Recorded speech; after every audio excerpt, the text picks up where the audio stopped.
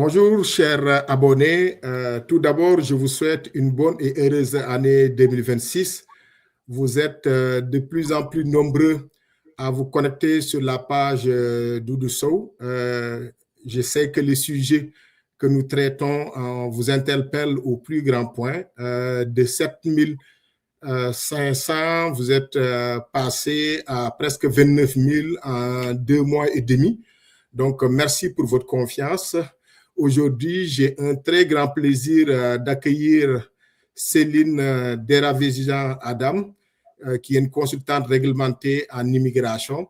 Je la présenterai tantôt, mais déjà, vous savez, le sujet, c'est l'immigration. On dit souvent, parlez-en bien ou parlez-en mal, mais parlez-en. Et notre objectif aujourd'hui, c'est de décortiquer un peu l'immigration, de démêler le vrai du faux, mais en même temps aussi de pouvoir vous donner des informations parce qu'il y a plusieurs travailleurs étrangers temporaires, plusieurs étudiants étrangers qui vivent de l'inquiétude.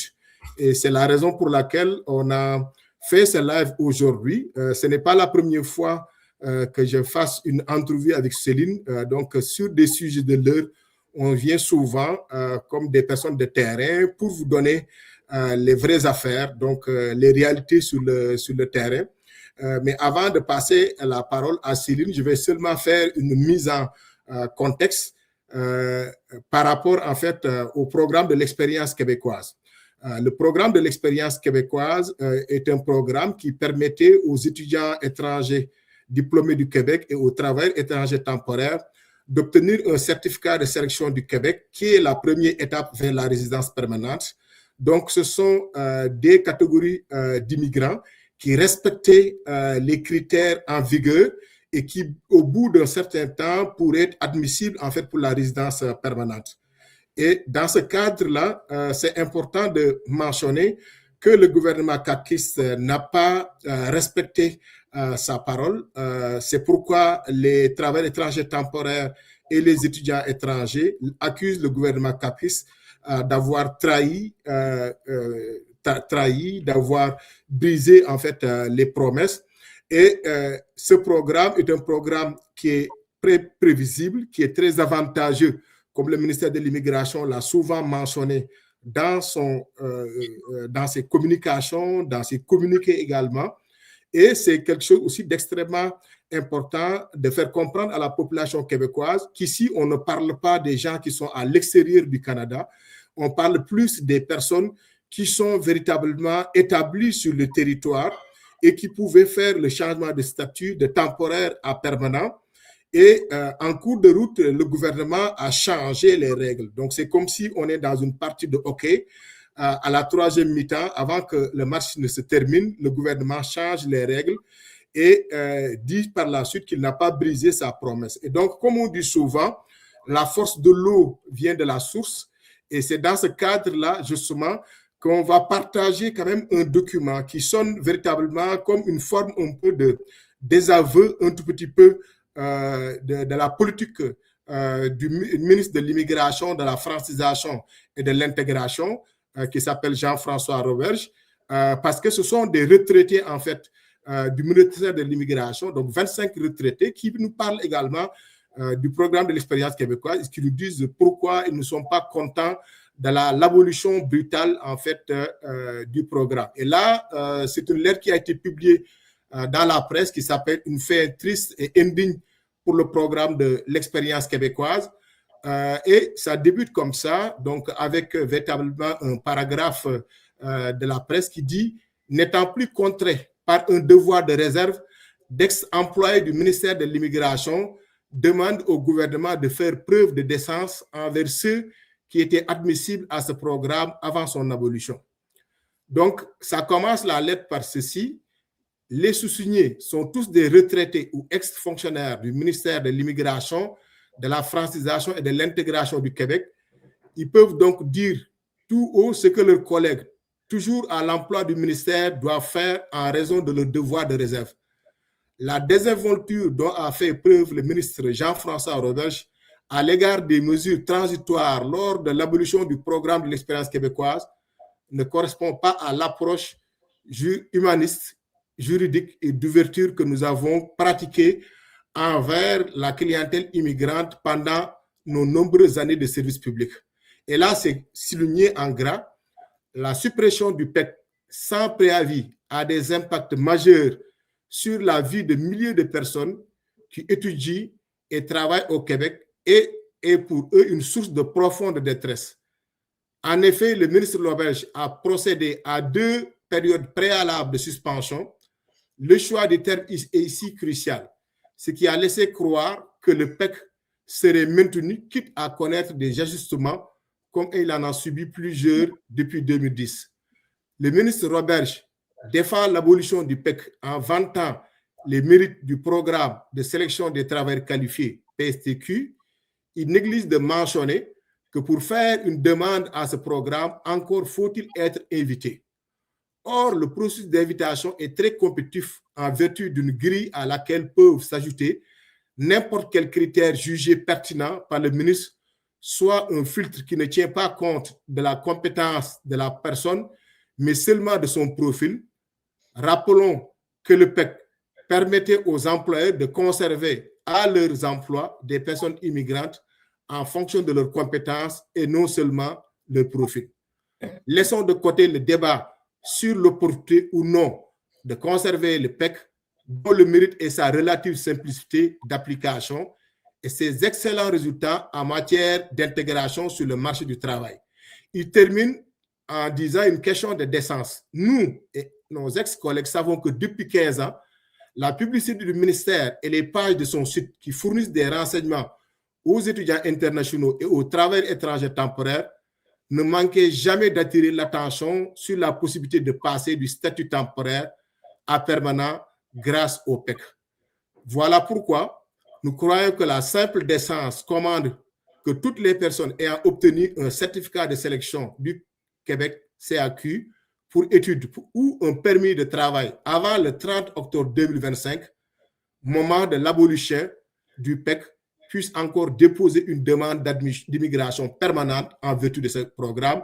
Et là, on donne la liste des co-signataires, Louis-René Gagnon, Gérald Poinçonneau, donc des Québécois qui véritablement dénoncent l'abolition brutale du PEC. Pourquoi? Parce que aussi, ils ont vu que c'était un programme qui donnait d'excellents résultats. Et comme on dit souvent, tout gouvernement a la possibilité véritablement de dire qui va être sélectionné ou qui ne va pas être sélectionné. Par contre, ce qu'on déplore, c'est le fait justement de pouvoir changer les règles du jeu en cours de route et de ne pas pouvoir inclure ce qu'on appelle une clause de droit acquis pour les personnes qui étaient là. Et justement, la lettre le mentionne avant l'abolition du programme, c'est-à-dire le 30 octobre 2025. Donc, tous les travailleurs étrangers temporaires et les étudiants étrangers diplômés du Québec qui avaient satisfait les conditions avant le 30 octobre 2025 devraient avoir ce qu'on appelle une clause de droit acquis ou une clause grand-père ou une clause d'autorité, mais une clause grand-père au sens réel du terme. Non pas seulement choisir quelques et dire justement, je vais en donner certaines qui sont à Montréal, qui sont en dehors de Montréal et de Laval également. Ça amène également une division. Donc, on aura l'occasion de revenir là-dessus. C'était seulement pour camper un peu le décor. Donc, je reviens à mon invité, en fait, donc Céline Desvairé-Jean-Adam, qui est une consultante réglementée en immigration. Donc, je vais laisser Céline, je vais laisser en fait le partage également parce que je trouve que ça décrit véritablement en fait le sens de notre webinaire. Donc, je ne vais pas l'annuler, je vais laisser le partage comme ça. Donc, Céline est une consultante réglementée en immigration et la directrice aussi en immigration nationale et internationale chez Phoenix. Dès 2008, elle a obtenu en fait la licence de consultante réglementée en immigration. Elle s'est spécialisée, s'est positionnée également comme une personne qui travaille sur différents permis aussi de travail, aussi bien au Québec qu'au Canada anglais. Et dès 2018, elle est devenue en fait la présidente de l'Association canadienne en immigration. Donc, vous savez qu'en immigration ici, il faut être soit avocate ou avocate en immigration ou consultante réglementée en immigration ou notaire également, parce que c'est un métier réglementé. N'importe qui ne peut pas vous donner des conseils techniques parce que l'immigration est un sujet très complexe également, beaucoup en fait d'articles qui peuvent changer du jour au lendemain. Donc, il ne faut pas aussi se faire arnaquer par des personnes qui disent véritablement qu'ils connaissent aussi l'immigration alors qu'ils ne connaissent pas l'immigration. Donc, vous ne devez pas mettre vos vies en danger, vous ne devez pas mettre votre avenir entre les mains des personnes qui vous vendent également des rêves. Donc, encore merci Céline d'avoir accepté de répondre à des questions parce que beaucoup d'immigrants sont inquiets, vivent de l'incertitude également. Et comme une personne de terrain, tu es la mieux indiquée véritablement pour répondre à un certain nombre de questions. Mais dans un premier temps, je veux t'entendre sur le PEC que je venais en fait d'annoncer en préambule, parce que le gouvernement Legault, notamment le Premier ministre et le ministre de l'Immigration, disent souvent pour justifier l'arrêt du programme PEC en disant que il y a des immigrants qui sont à Montréal qui anglicisent en fait Montréal et donc là ils vont essayer de privilégier les régions. Qu'est-ce que tu penses par rapport à cet avis? Merci beaucoup tout d'abord pour ton invitation, Doudou, et puis bonne et heureuse année à tout le monde. Petite parenthèse, moi je qualifie l'année 2025 l'année de la Covid de l'immigration. Donc c'était une année assez refroidissante. Je précise actuellement sur Montréal, il doit faire moins 17, moins 15, moins 17 degrés. Donc, on a eu ça pendant toute l'année. Maintenant, pour revenir à ce que tu disais, effectivement, l'entrée en matière était excellent et notamment ceux qui ont vraiment cloué le clou, comme on dit, dans cette question du PEC, ce sont nos vétérans de l'immigration. Dans les signataires, il y en a une grande partie que je connais, c'était tous des fonctionnaires quand même de très haut niveau, des personnes qui prenaient beaucoup de soins et beaucoup d'attention et qui avaient beaucoup de le côté humain, qui travaillaient avec des humains. Là, actuellement, on a totalement déshumanisé l'immigration. Donc, ça, c'est le mot que je tire de ce que tu as expliqué. Donc, c'est le sentiment que, pas que moi seulement, mais qu'on a dans le milieu. Et effectivement, toutes les personnes sont perdues, littéralement perdues. Et pas seulement nous, en incluant nos auditeurs d'aujourd'hui, mais également dans les ministères. Donc, nous avons effectivement rencontré certains fonctionnaires il y a peu de temps et puis, par pouvoir de discrétion, ils ne peuvent rien dire qui sont contre ces façons-là parce qu'ils ont effectivement une obligation de se taire, si je vulgarise les termes, donc de se taire et de respecter les politiques gouvernementales. Mais merci encore, chapeau bas tiré à toutes ces personnes-là qui ont fait cette déclaration parce que la parole ne pouvait pas venir de meilleure place que là. Malgré tous les regroupements d'employeurs, malgré toutes les associations, malgré tous les organismes qui ont aidé les personnes à aller se manifester et autres, mais eux se sont vraiment bien placés. Maintenant, qu'est-ce que je pense du PEC? Le PEC, effectivement, ce qu'il ne faut pas oublier, le programme de l'expérience québécoise, porte bien son mot, ça a été mis en place après le Canadian Experience Class, après l'expérience canadienne, la classe d'expérience canadienne qui est le programme fédéral, donc le pendant fédéral. C'est simple, le PEC était beaucoup plus ouvert, il était très ouvert au début, donc n'importe qui avait 1 an d'expérience quand ça a été créé, qui avait un niveau B2 en français à l'oral, d'accord, qui est un intermédiaire avancé, qui travaillait donc depuis 1 an, qui avait le salaire minimum au plus bas, et puis quel que soit le poste, toutes ces personnes-là pouvaient faire le demande du PEC. Il y a eu ensuite une mise à jour de ce programme-là, et du jour au lendemain, on est passé à 2 ans d'expérience, et seulement des catégories professionnelles qui sont dites spécialisées. Donc, dans les FER ou les codes CNP, toujours en essayant de vulgariser, donc c'est les codes de classement des professions, national des professions au Canada. Donc, il fallait avoir un code 0 de gestionnaire, un qui est assigné à des postes de direction ou de haute technique. Et ensuite, on avait des niveaux 2 et 3 qui sont plus des postes de niveau technique, professionnel et autres, mais toujours des métiers spécialisés. Donc, tous les autres, comme des métiers d'opérateurs, etc., ne rentraient pas de toute façon dans le PEC. Donc, il y avait déjà une restriction qui avait été mise en place et qui correspond paradoxalement exactement à ce que veut le ministère aujourd'hui. Le ministre veut quoi? Il veut des postes de personnes qui soient des travailleurs qualifiés, d'accord, et qui soient francophones. Donc, pourquoi? La question qui se pose, c'est pourquoi du revers de la main, du jour au lendemain, arrêter un programme où les candidats sont tous francophones, parce qu'ils doivent tous avoir le minimum du B2 requis, et en plus de ça, des travailleurs qui sont spécialisés, des travailleurs qualifiés. Alors, ce paradoxe-là, c'est ça qui a complètement bloqué les gens, surpris les gens. Mais ce qui a surpris plus, et puis nous notamment, dans le domaine qui travaillons avec toutes les personnes qui étaient dans les préparatifs, c'est qu'on parle de fin octobre, mais dans la réalité des faits, il y a eu 2 vagues, voire même 3. Il y a eu la première vague avec la suspension des étudiants en 2024, si je ne me trompe pas. Et à ce moment-là, ça a été mis sur la glace. Et puis ensuite, du jour au lendemain, le 5 juin exactement, pouf, il y a eu la coupure totale avec le programme pour les travailleurs, donc le volet des travailleurs étrangers temporaires, des gens qui étaient là. Mais ce qui est excessivement surprenant, c'est qu'il n'y a eu aucune mise à jour, aucune information, si ce n'est une fuite la veille pendant quelques heures où on a découvert entre collègues qu'il y avait eu une mise à jour sur la page du site du MIFI, et c'est scandaleux, quand on y pense, c'est vraiment scandaleux, qui disait à partir, donc le 5, depuis le 5 juin, vous ne pouvez plus déposer vos demandes dans le cadre du programme d'expérience québécoise. On est le 4.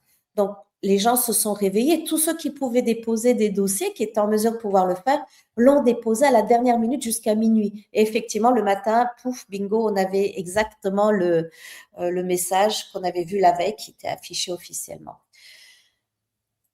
Le malaise, on va pas peut-être revenir perdre du temps dessus, Doudou, parce que ce malaise-là, on l'a vécu violemment et avec, comme si on avait un couteau dans le cœur et puis que ça nous blesse, ça fait saigner. Et il faut voir plutôt la projection côté ministère. Côté ministère, ce qu'il faut s'entendre, c'est que nous rentrons dans une année électorale. L'enjeu du PEC est devenu vraiment quelque chose d'assez stratégique. Je pourrais même dire que ça va être peut-être l'élément qui va faire couler le bateau des gouvernements ou des élections, parce que celui qui va gagner les élections va être celui qui va pouvoir rétablir l'ordre des choses pour pouvoir garder ces gens qui sont arrivés ici. On va en parler justement de ces personnes-là, comment ils sont arrivés là. Pourquoi je dis ça? C'est parce que nous avons des partis, on va pas parler de politique, là, c'est pas le but de l'émission non plus. Et puis, je pense que surtout si vous n'êtes pas encore au Québec ou au Canada, c'est votre dernier souci actuellement, la politique. Mais malheureusement, c'est eux qui ont les cordons, les ficelles des marionnettes que nous sommes, en quelque sorte.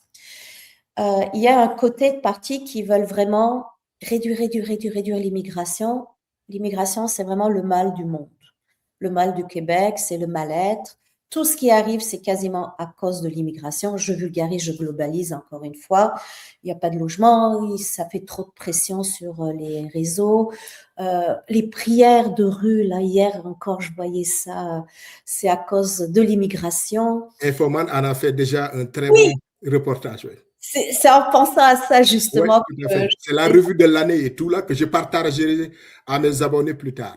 Absolument, c'est quelque chose qu'il faut vraiment regarder et notamment dans le bye-bye qui suivait Infoman après, la scène, le tableau final, c'était le PEC, le programme d'expérience québécoise, et on voyait vraiment ces politiciens-là en train d'essayer de se trouver une raison ou autre, mais c'est encore plus profond le malaise qu'ils ont créé.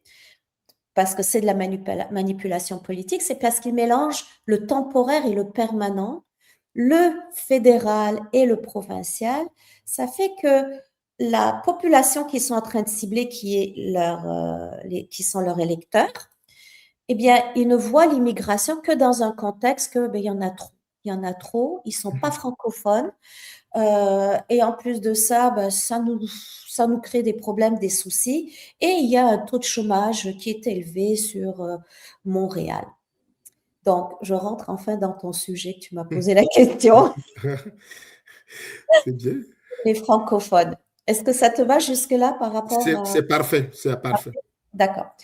Bon, maintenant, le déclin du français. Alors, c'est le grand dada. Moi, je suis francophone, mais le français, c'est pas ma langue maternelle.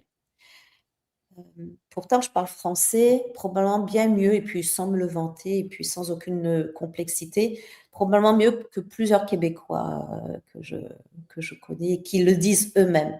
Des vrais Québécois, pure laine, comme on dit. D'accord? Ma langue maternelle, c'est l'arménien. Et comme je suis née en Turquie, on parle le turc aussi. Donc, ça fait qu'on est trilingue à la maison. On parle d'un sujet à l'autre facilement. J'ai un fichu accent français parce que j'ai grandi en France. Mais cet accent français-là, j'en suis fière parce que c'est la langue de mon éducation, c'est le Mais pays oui, qui effectivement. va permettre de Tout à fait. grandir. Et je fais ce parallèle-là avec les enfants des travailleurs étrangers temporaires qui sont ici aussi, parce que ces enfants-là sont allés à l'école québécoise. Donc, ils vont parler le français québécois. Ils ne vont pas parler le français de France parce que moi, j'étais en France, mais eux, ils vont parler le français québécois. Donc, c'est cette génération-là qu'il faut miser. C'est cette génération-là qui va devenir profondément québécoise. Et puis, je pense que Doudou, probablement, toi, tu dois avoir probablement la même Effectivement, configuration. que j'ai. Ce que je veux dire par là, c'est que lorsque les grands-parents aujourd'hui veulent parler avec leurs petits-enfants, ils ont beaucoup de mal, de difficultés à parler dans leur langue maternelle, même si l'enfant va comprendre, mais il ne sera pas capable de s'exprimer aussi bien, aussi rapidement que les grands-parents. Donc, même les grands-parents font les efforts de parler français aujourd'hui. Donc, avec deuxième génération, on est déjà basculé dans des familles qui vont parler majoritairement le français que la langue d'origine, de leur racine.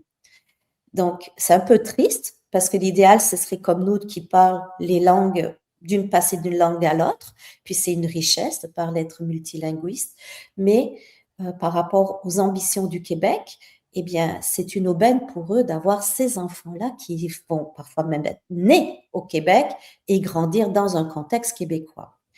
Donc, le déclin du français, ce n'est pas vrai du tout, absolument pas vrai, parce que quand M. Legault fait ses affirmations en parlant de Montréal, et qu'est-ce que c'est Montréal? Ah, on va parler de Montréal.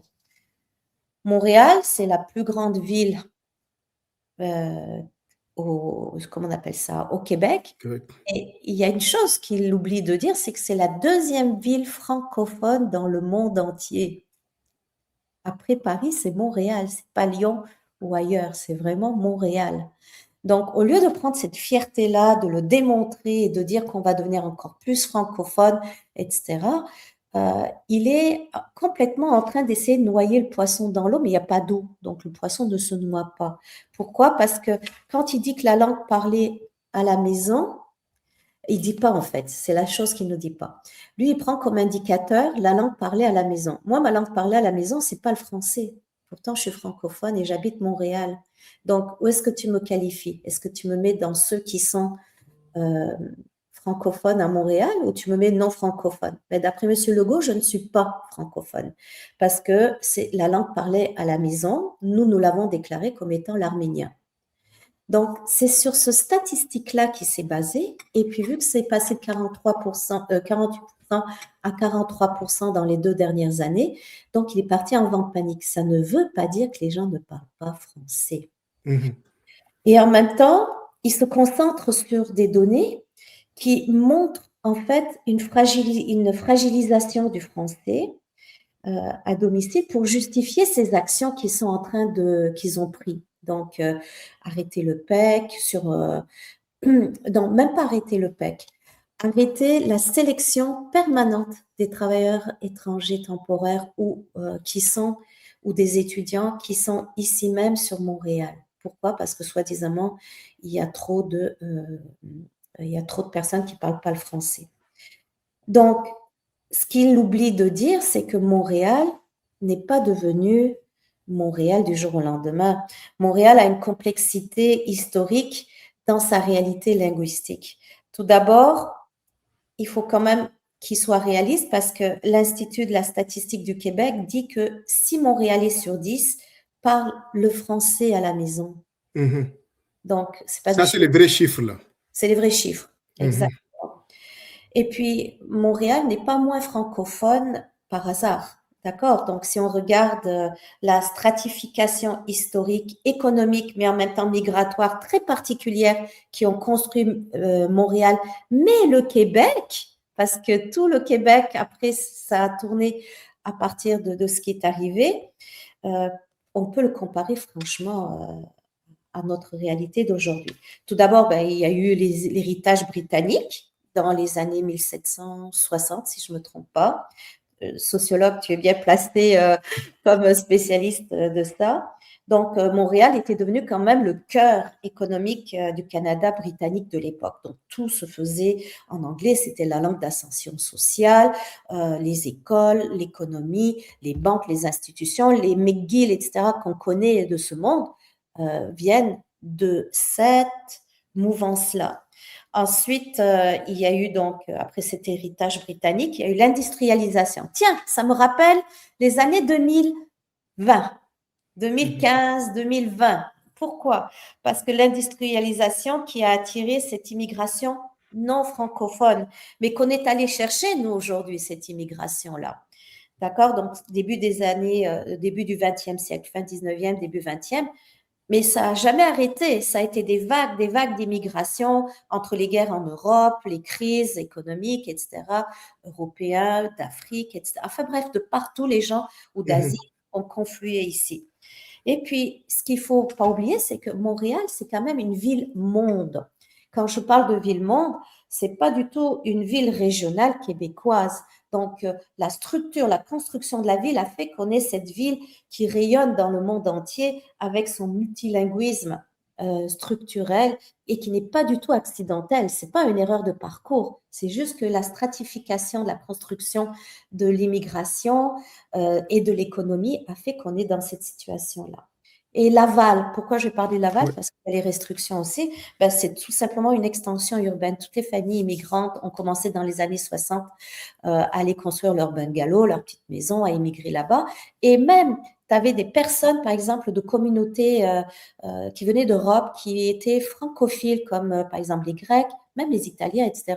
Toutes ces personnes-là ont été assez repoussées par l'Église à l'époque qui était francophone, mais ils étaient repoussés et ces gens-là ont scolarisé leurs enfants dans les systèmes anglophones.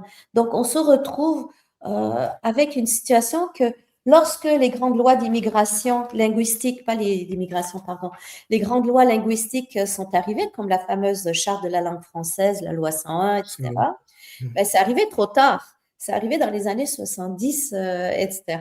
Donc, ça veut dire quoi?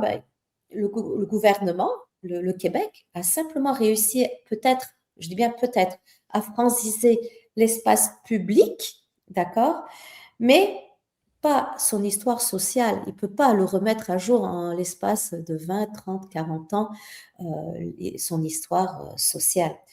Donc, le français reste quand même majoritaire, mais en cohabitation avec d'autres langues. Il ne faut plus dire quelqu'un qui va parler juste français. À Montréal, il y en a peut-être encore dans l'est de la ville, dans certains quartiers, Hochelaga ou autres, etc., pour pas les nommer. Mais on se retrouve vraiment dans un ensemble et c'est vraiment mesquin d'utiliser ça pour mettre une grosse barrière sur Montréal. Mais justement, Céline, en fait, dans les arguments avancés, parce que quand on regarde ce que le gouvernement dit au niveau du programme de l'expérience québécoise, parce que M. Legault est le premier fan, en fait, de cette immigration-là, parce qu'il qualifie les candidats idéaux, le PEC là, il les qualifie de candidats idéaux, les étudiants de candidats parfaits à l'immigration, parce que ce sont des personnes qui sont déjà établies sur le territoire, qui parlent français ou qui sont francisés, qui sont intégrés au marché du travail, qui connaissent le code culturel également, qui ont de très bons réseaux de contacts. Et M. Legault a raison, et là je l'appuie là dans ce sens-là, parce que il faut aller remonter dans la genèse du programme de l'expérience québécoise. René Louis Gagnon, un expert, l'a très bien expliqué. C'était feu Jean Renaud qui, dans une étude longitudinale, a démontré que pour avoir une intégration rapide sur le marché de l'emploi, il fallait sélectionner des étudiants étrangers ou des travailleurs étrangers temporaires, et ça permettait de diminuer le taux de chômage des personnes immigrantes. Pourquoi? Parce qu'ils n'ont pas de problème de non-reconnaissance des diplômes et des acquis. Et avant l'abolition de ce programme, avant même la suspension, le Premier ministre avait mentionné à côté de Mme Fréchette, Christine Fréchette, qui était l'ancienne ministre de l'Immigration, que le PEC-là allait être hors cible, en fait. Donc, en ce moment, il parlait de cible de 50 000. Maintenant, la cible, c'est de 45 000. Mais on n'envisageait même pas de suspendre ou même d'abolir, en fait, ce programme. Et là où je vais te donner la parole, parce qu'aujourd'hui, on fait des échanges sur le sujet également, là où ça fait mal, c'est que le Premier ministre Legault, en disant vouloir défendre le français, qui est un choix légitime, noble, parce qu'il faut défendre le français, parce qu'on est entouré d'une mer d'anglophones également, en Amérique et tout. Puis en même temps, pourquoi aussi certaines personnes comme moi ont choisi le Québec? C'est parce que l'une des valeurs fondamentales, c'est qu'aussi on parle français, et je suis venu aussi renforcer en fait la francophonie. Mais là où ça pose problème, c'est quand le Premier ministre essaie de justifier en disant qu'il y a trop d'immigrants à Montréal parce qu'ils veulent diminuer 200 000 immigrants temporaires Montréal-Laval, 200 000, mais c'est le fait qu'il y ait des dommages collatéraux. Parce que qu'est-ce qu'on assiste présentement? C'est qu'on a des francophones, donc des Français, des Belges, des Sénégalais, des Maliens, des Ivoiriens, des Camerounais, des Tunisiens, des Algériens, nommez-les tous, qui sont à Montréal et Laval et qui risquent de ne pas se qualifier pour le PEC parce que il y a des mesures justement d'exception. Et ça, on va y revenir parce que je ne veux pas mêler en fait notre public parce que l'immigration est complexe. Parce qu'il y a les exemptions au niveau de Montréal et Laval dans tout ce qui est renouvellement des IMT, l'étude d'impact sur le marché du travail. Mais ça, on va revenir dans une autre rubrique. Mais ce que le gouvernement est en train de faire, c'est que le gouvernement est en train d'impacter non seulement les immigrants, mais les employeurs, les institutions d'enseignement, tous les acteurs aussi de l'écosystème en immigration en disant vouloir protéger Montréal et Laval, non pas pour les bonnes raisons, parce que moi, pourquoi les gens défendent le PEC, c'est parce que ce sont des gens qui sont déjà intégrés. Ce ne sont pas des demandeurs d'asile, ce sont des gens qui sont légalement admis sur le territoire et qui sont venus en vertu des critères de l'ancien programme qui leur dit si vous êtes travailleur étranger temporaire, vous allez travailler 24 mois au cours de 36 mois. Tu l'as rappelé tantôt, au début, c'était même 12 mois au cours des 24 mois. Si tu es étudiant, si tu as un diplôme et que tu remplis aussi certains critères, tu vas être admissible au PEC.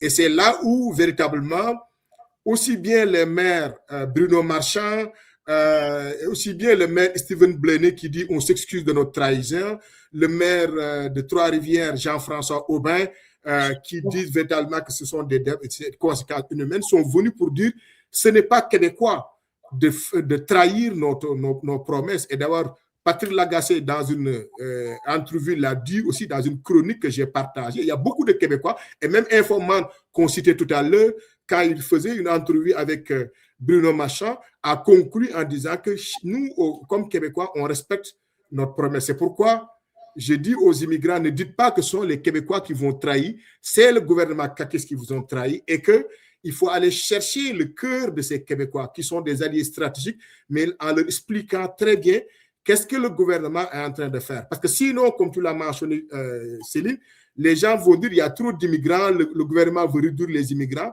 Mais non, ce sont des gens qui sont déjà sur le territoire, qui ont un logement, qui ont accès aussi aux services de garde. Et d'ailleurs, je vais finir sur ce point pour te donner la parole. Christine Fréchette aussi, dans le dépôt de son plan d'immigration, avait donné des justifications, des arguments comparatifs pour dire pourquoi le PEC était pertinent. En ce moment-là, il disait que la capacité d'accueil ne sera pas touchée parce que ce sont des personnes qui sont sur le territoire. Et Jean-François Roberge, notre ministre, qu'est-ce qu'il dit? La capacité d'accueil est finie pour justifier véritablement la hache qu'on a mis dans ce programme. Définitivement, définitivement, c'est bien ça. Et puis, il y a un élément qui est venu plusieurs fois à la surface, et puis à chaque fois, ils essayent un petit peu de pas trop en parler. Ce sont les fameuses missions de recrutement aussi. Très bien. Ça, en fait, c'est un point sur lequel on va reparler de ça, parce que les fameuses missions de recrutement international, toi, tu es une spécialiste qui a travaillé justement là-dessus, mais comme tu en as parlé, on va rentrer dans le vif du sujet parce que c'était un élément que j'allais aborder presque à la fin. Donc, le recrutement international, justement, les missions de recrutement, le ministre Jean-François Roger dit souvent, et il l'a dit en consultation parlementaire, que j'ai suivi, que j'ai partagé pour mes abonnés également, sur Facebook, sur LinkedIn et tout. Et là, je le partage sur TikTok aussi. Il disait que le mot temporaire, ça veut dire temporaire. C'est-à-dire, il dit souvent qu'on a fait une promesse à personne et que voulez-vous qu'on donne la résidence permanente à toutes ces personnes qui ont été sélectionnées.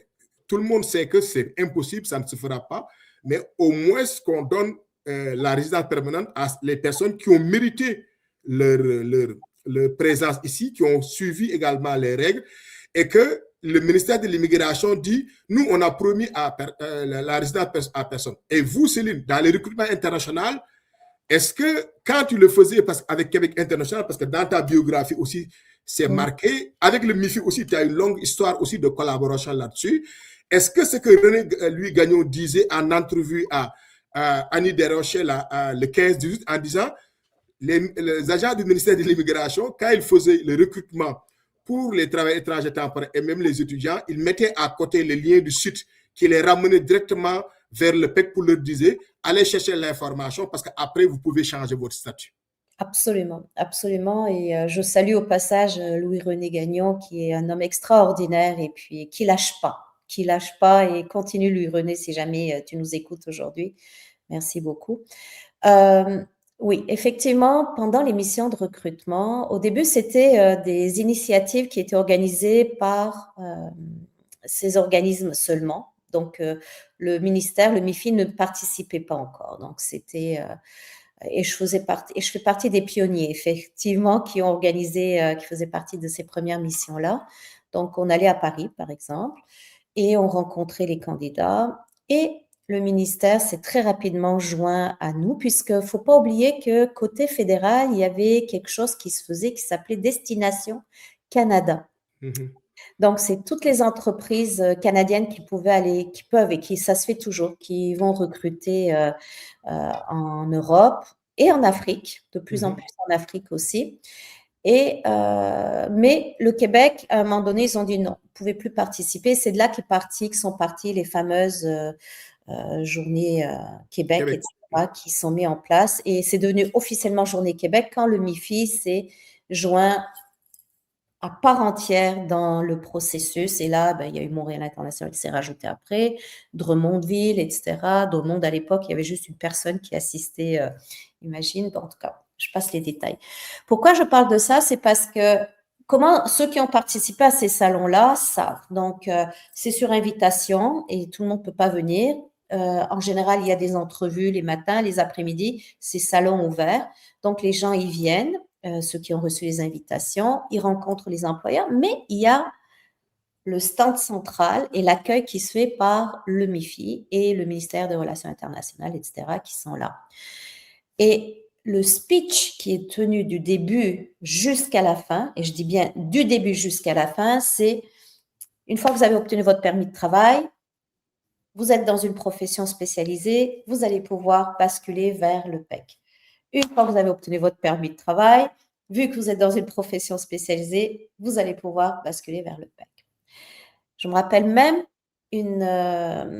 Monsieur Legault qui était en France à un moment donné, où il y avait justement une période d'un événement économique important. Et il y avait aussi ces fameuses journées Québec, etc., où il a dit, nous, c'est des Français comme ça qu'on veut au Oui, Québec. tout Si, à c'est fait. ça. Je ne sais pas si tu te rappelles de la Oui, scène, mais oui, et avec... c'est un argument sur lequel je vais revenir tantôt. D'accord, parfait, je te laisserai aller Oui. là-dessus. Mais c'était vraiment, ça fait que les Français, les Belges, Cameroun, tu parlais, euh, Tunisie, parce qu'il y en avait beaucoup d'émissions en Tunisie, ou même des personnes qui sont en Colombie, Mexique, etc. Toutes les personnes qui ont participé dans le cadre de ces différents... Brésil, eh bien, sont venus ici. Ceux qui avaient le français, c'est parfait. Bon, pour eux, ça a été beaucoup plus facile pour l'intégration et se préparer au PEC. Mais tous ceux qui devaient apprendre le français, qui étaient même voire allophones et qui ont fait cet effort incroyable d'intégration en apprenant la langue et arrivant au niveau B2, ben, eux, je ne sais pas quoi te dire. Je ne sais plus quoi dire. Parce que ces personnes-là, ils ont même acheté des maisons, Tout à ils ont fait. eu des enfants ici, ils font même partie des équipes d'encadrement dans les entreprises où ils sont venus parce qu'ils avaient une expertise qui était propre. On n'est pas allé chercher Pierre-Paul Jacques et de ça, malgré qu'il y a eu certaines boîtes de recrutement qui ont fait un peu tout n'importe quoi là, mais ça, je passe là-dessus. Mais je peux pas m'empêcher de critiquer. Faites très attention aussi aux compagnies de recrutement internationales, d'accord? Mais tous ceux qui sont arrivés là et qui ont laissé tout dans leur pays, vendu, etc., et venir ici, eh bien, ils sont retrouvés coincés. Maintenant, tu vas me dire, oui, mais on leur a promis. Le Québec leur a promis, le fédéral ne leur a jamais promis.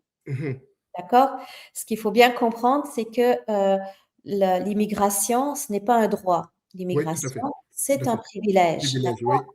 Donc, mais c'est un privilège et par rapport à l'interprétation que tu perds, nous, Mhm. on fait partie des privilégiés, que ce soit toi ou moi, d'avoir Mhm. réussi à faire Tout à ça. Mais fait. on nous a donné l'occasion de le faire.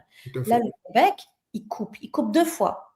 Il coupe une fois en coupant l'herbe sous les gens, le pied sous les pieds des gens qui allaient rentrer dans le PEC. Effectivement, là, ton droit acquis est vraiment hyper important, que toutes les personnes qui sont là depuis le 30 octobre, avant le 30 octobre, D'accord. sur un permis de travail ou permis d'études et qui pouvaient passer vers le CSQ PEC, Le CSQ, oui. Oui. et, d'accord? Mhm. Mais couper du jour au lendemain un programme en disant, OK, bon, regarde, salut, bye, regarde, tu vas peut-être rentrer dans le fameux PSTQ, le programme de sélection des travailleurs qualifiés. Là, j'ai un maudit problème. Mais très bien, Céline. Moi, je reviens sur l'argument. On est allé les chercher. On est allé les chercher, pas tous, mais il y en a certains que le gouvernement lui-même, comme employeur, dans des secteurs ciblés, que Oui, ce soit éducation, santé, petite enfance, génie, le gouvernement est allé chercher justement pour leur dire venez et au bout de la ligne, vous allez obtenir la résidence permanente. Le Québec recrute à l'étranger et si vous doutez de ce qu'on est en train de dire, je vous réfère à des articles de Sarah Champagne dans le journal de Le Devoir et de Romain Chouet, également de Radio-Canada, qui ont vraiment documenté beaucoup le recrutement à l'étranger. Et d'ailleurs, même pour mes abonnés, je suis en train de finaliser un article que je vais publier peut-être cet après-midi sur le fait que c'est bel et bien une promesse brisée et le gouvernement est allé chercher à l'international. Et encore pire, le gouvernement s'est associé avec des institutions dans les pays d'origine, que ce oui, soit en Afrique, au Maghreb, en France. En France, c'est Pôle emploi. Dans les pays africains maghrébins, c'est soit le ministère de l'Éducation, de l'Enseignement supérieur, de la Recherche, le ministère de l'Emploi, pour leur dire que c'est des gens qui peuvent venir au Québec et obtenir une résidence permanente. En plus, ça a soulevé même une question éthique parce que le gouvernement allait recruter les personnes qui sont dans le domaine de la santé, les infirmiers, les préposés aux bénéficiaires. Et je me rappelle même le gouvernement marocain par la suite avait dit stop, nous on veut garder nos travailleurs dans le domaine de la santé. Donc, qu'est-ce que le gouvernement va dire à ces institutions-là avec qui? Donc, moi, je pense qu'il va y avoir une crise diplomatique d'une certaine façon. il faut qu'il Parce que, fasse. mais non, non je vous le dis, ça va brasser. Ça, c'est certain, ça va brasser parce que chaque pays est souverain dans sa politique d'immigration. Mais quand tu fais des ententes avec d'autres pays, il faut que tu respectes ta parole. Mais Doudou, on ne peut plus dissocier le temporaire au permanent actuellement. C'est définitivement terminé. Il n'y a plus le cycle. Le cycle est brisé. Il n'y a plus de cycle. Même si tu dis à un travailleur que tu vas recruter en disant « Viens ici, travaille 2 ans, 3 ans », et après, tu vas faire ou pendant ce temps-là que tu es là, tu vas faire ta demande dans le cadre du PSTQ. C'est brisé parce qu'il n'y a aucune garantie. Tu vois où est-ce que je veux en venir? Tout à fait. Mais les syndicats, Céline, disent, et j'aime bien le terme qu'ils utilisent, les temporaires permanents. Parce que en réalité, quand tu embauches quelqu'un dans le domaine de la santé, Céline, ce n'est pas du temporaire. Parce que la santé vit des pénuries de main-d'œuvre classiques depuis des années. Quand tu embauches quelqu'un dans le domaine électromécanique, les électromécaniciens, les soudeurs, les machinistes, tu les connais mieux que moi parce que tu en as régionalisé autant dans véritablement différentes régions du Québec. En ce moment-là, ça, là, ce n'est pas des temporaires. Ce sont des permanents et on utilise parce que même dans le domaine, comment ça s'appelle, de l'éducation maintenant, ce n'est plus des temporaires dans le domaine de la petite enfance, garderie et autres, là, parce que le Québec vit toujours une pénurie de main-d'œuvre. Il y a 115 000 postes dans le dernier trimestre là, qui sont toujours vacants également. Le taux de chômage a commencé à diminuer. Mais qu'est-ce que nous, on dit? On dit d'abord, priorisons ceux qui sont d'abord sur le territoire, parce qu'au lieu de les renvoyer chez eux et d'aller en chercher d'autres, parce que le Québec aussi, dans sa dernière planification de l'immigration, dit qu'il va en chercher plus de 40-50 000, mais comment justement, c'est une question d'incohérence, si je peux me permettre ainsi, parce que l'employeur a investi au niveau de la formation, la société a investi dans la francisation, et ce sont ces candidats idéaux qu'on renvoie. Et là, maintenant, le provincial, et c'est là où je t'interpelle, Céline, le ministre dit, c'est pas ma faute. Il s'en lave les mains en disant, c'est le fédéral qui renvoie les travailleurs. Et là, je veux avoir ta réponse, Céline, parce que si le ministre n'avait pas mis fin au programme de l'expérience québécoise, il y a certains de ces travailleurs qui ont déjà obtenu le certificat de sélection, qui ne se retrouveront pas dans cette situation et qu'ils sortiront aussi de ce cycle de temporaire à ad vitam aeternam parce qu'ils ne veulent plus les permis, ils veulent devenir des citoyens à part entière et non entièrement à part en devenant des résidents permanents.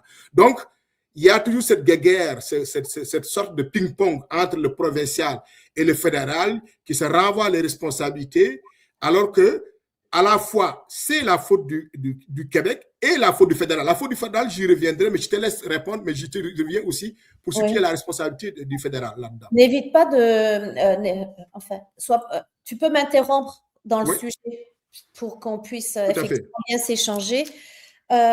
Alors, ce qu'il faut bien saisir, c'est que il y a donc le partage des responsabilités au niveau de l'immigration au Québec.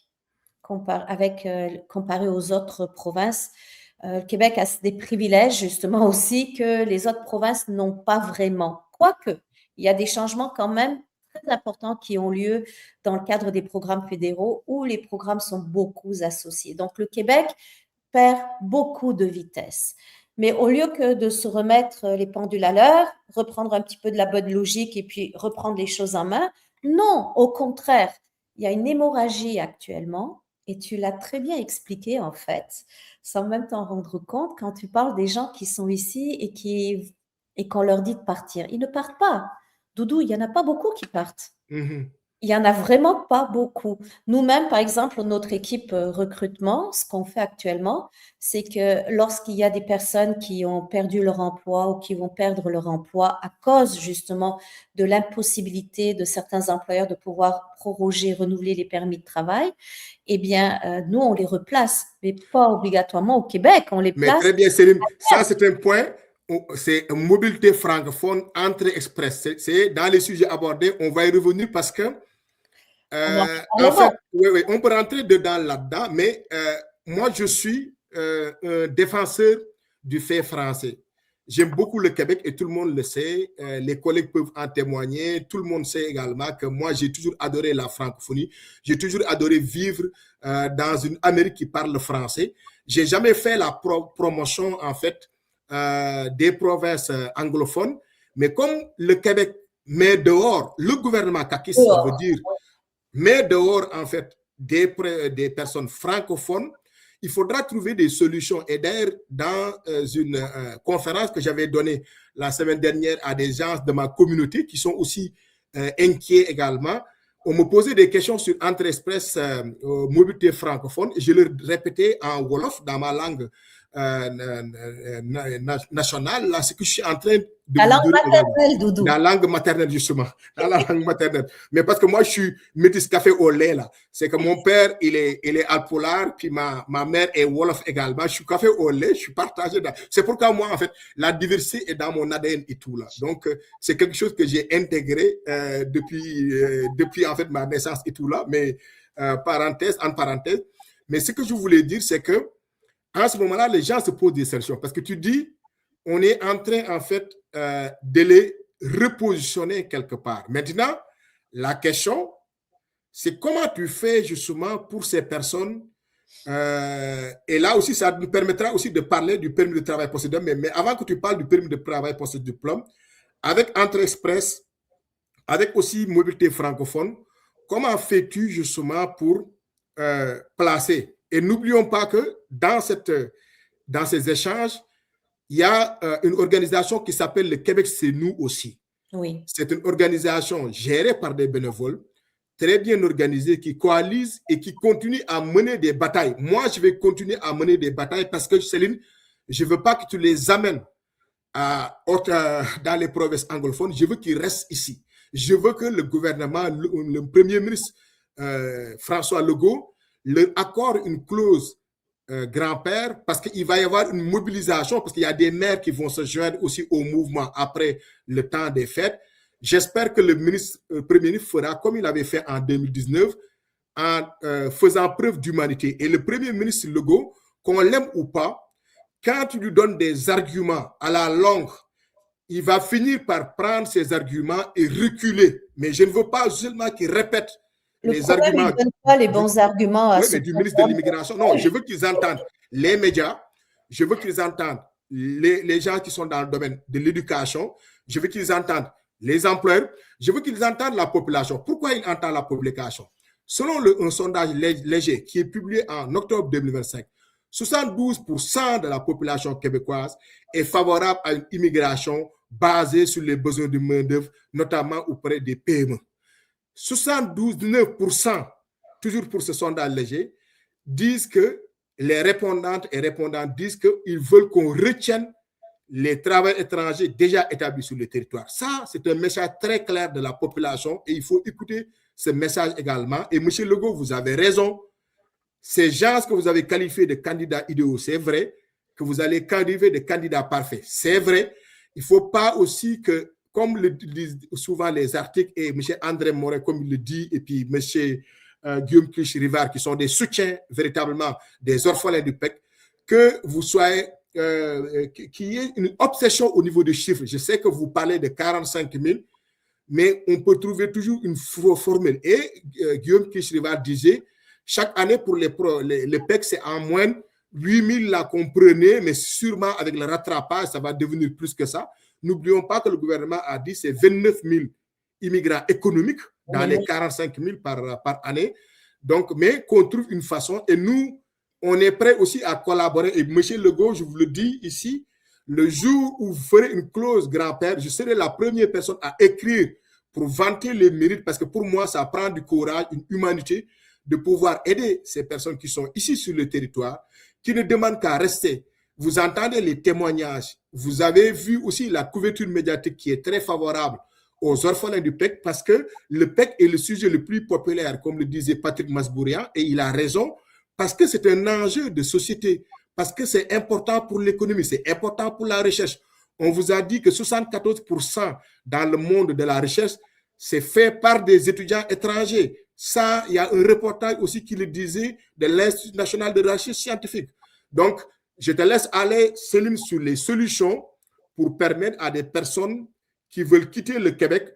Malheureusement, et je le répète, je ne veux pas, je veux que ces gens, et je vais me battre aux côtés de vous, je le dis, parce que pour moi aussi, une promesse, c'est une promesse. Je vais me battre avec mes arguments, avec la documentation, je vais me battre aussi avec les réseaux que j'ai pour que vous obteniez gain de cause. Et ce que je peux avoir, c'est seulement les arguments, Parce que moi, je pense que c'est une erreur de laisser tomber ces personnes-là. C'est en dernière... c'est pas un mouvement qui se fait automatiquement. Et paradoxalement, ceux qui ont fait le mouvement d'y aller directement, ce sont pour beaucoup des personnes qui se sont senties trahies, mais vraiment blessées au fond d'eux. Et je cache pas, il y a beaucoup de Français Oui. Que j'ai rencontrés qui, pour eux, ils ont dit, bah, ils veulent pas de nous ici, on va aller ailleurs. Donc, ils partent, Nouveau-Brunswick, Ontario, Colombie-Britannique, Alberta même actuellement avec le... Alors que M. Legault était parti les chercher pour leur dire, venez, je veux pérenniser la langue française en fait au Québec. Voilà une contradiction énorme et on ne comprend pas. Allez-y. On ne comprend pas du tout là-dessus.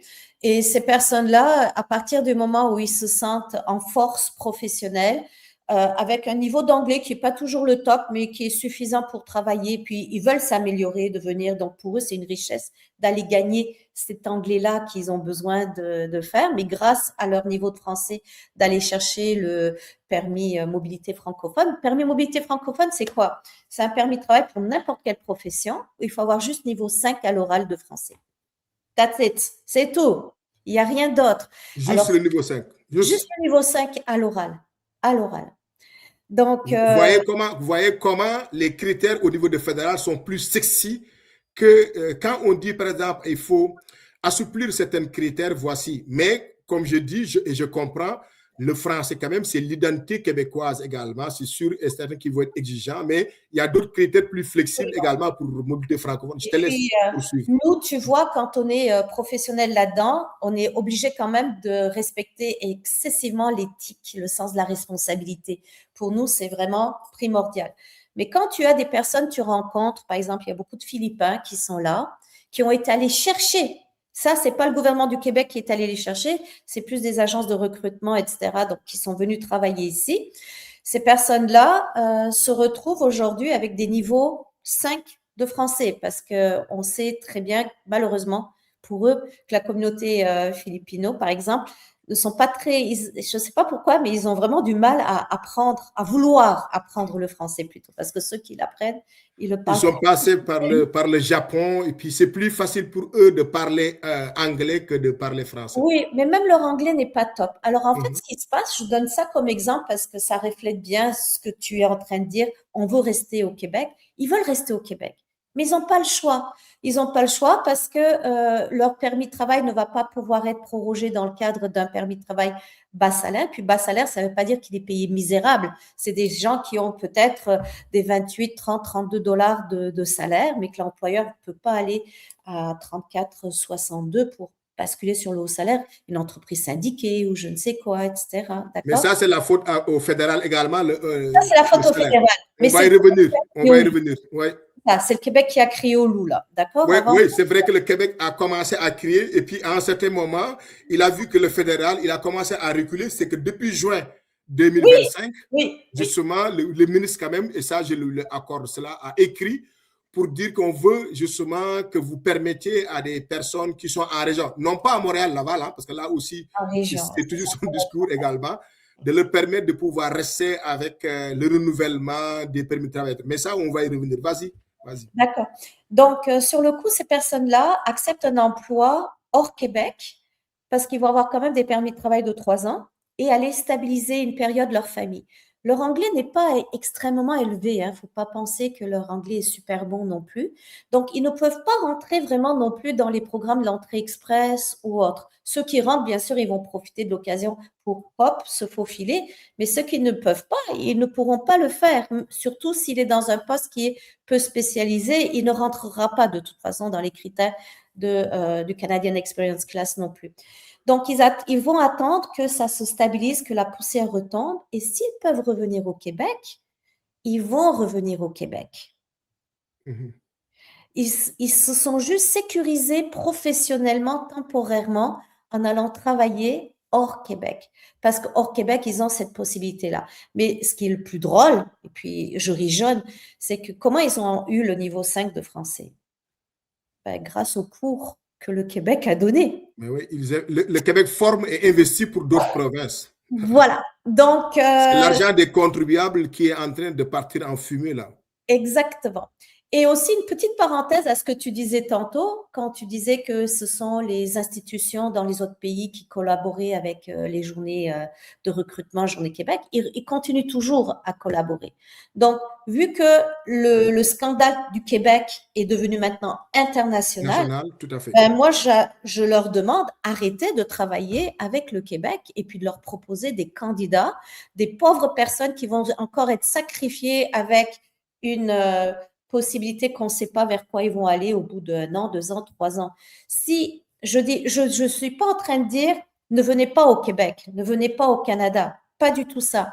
Je dis juste ne tombez pas dans les promesses où on va vous prendre par le cou en disant oh regarde c'est un bon employeur, va travailler là-bas. Non, non, non. Si vous le faites, venez en sachant que vous allez d'abord avoir à travailler 2 ans, 3 ans ou 1 an, dépendamment du type de permis. Et ensuite, ça va se renouveler. Donc, sachez que pour le moment, il n'y a pas de filet de sécurité en dessous. Quand le filet de sécurité sera là, à ce moment-là, vous pourrez vous laisser tomber. Mais en attendant, vous êtes obligé de marcher sur le fil parce que vous avez un projet de vie pour venir vivre et vous installer ici au Québec, au Canada. Donc, si c'est le cas, oui, acceptez l'offre, venez. Mais si vous pensez que vous allez venir vous accrocher à une liane pour passer ensuite vers la résidence permanente, non, il n'y a pas de filet en dessous. C'est aussi simple que ça actuellement. Mais en fait, quand tu disais, il n'y a pas de garantie et tout, puis en même temps de dire par rapport à les institutions avec lesquelles le Québec collabore, moi, je peux te dire qu'il commence à avoir des conséquences là-dedans. J'ai partagé sur ma page l'entrevue de Marie Monpetit, qui est la présidente de la Fédération des Cégeps, qui commençait à dire que les collaborateurs et collaboratrices avec qui ils faisaient affaire disaient que c'est très difficile maintenant de pouvoir collaborer avec des institutions qui ne tiennent pas leurs paroles, leurs promesses et tout, parce que on a une responsabilité morale quand justement on laisse partir nos compatriotes et tout là. Et comme je vous dis, ça va brasser effectivement parce qu'il y a aussi des étudiants étrangers qui ont travaillé, qui ont étudié au Québec, qui sont partis en Afrique, au Maghreb, en France, qui sont retournés et qui se sentent un peu responsables de ce qui arrive actuellement en disant que je pouvais être à la place de ces personnes et ce sont eux qui donnent les contrats, tu penses, quand ils sont, ce sont ces gens-là. Donc, ils vont se rappeler que, et là, je fais appel aussi au Québec Inc. en leur disant que il risque d'avoir des dommages collatéraux dans les contrats qu'on va vous donner ou qu'on va vous empêcher à cause de ce qui se passe sur le plan local. Malheureusement, parce que le gouvernement, les prochaines élections, c'est dans 8 mois. Et ils sont au plus bas dans les sondages et tout, mais entre-temps également, il faut défigurer tout le travail qui a été fait parce que le Québec est une société accueillante. Le Québec a une très bonne réputation à l'international, mais avec sa promesse brisée, ça commence à faire des vagues. Et là, sur ce point, je te donne un autre exemple. Moi, il y a des gens qui m'envoient des captures d'écran, des discussions où on a des étudiants qui devaient venir ici, mais qui ne peuvent plus venir parce qu'on leur dit on n'a plus de cohorte admissible. Et oui, parce que le projet de loi 74 du ministre Roberge également, qui visait à encadrer les étudiants, est passé par là, en plus maintenant de la réputation. La dernière fois aussi, ils ont augmenté le montant pour des raisons économiques, parce qu'ils disent maintenant, les étudiants qui doivent venir ici doivent déposer dans leur compte là, 25 000 $ au lieu de 15 000. C'est pour les affaires de coût de la vie.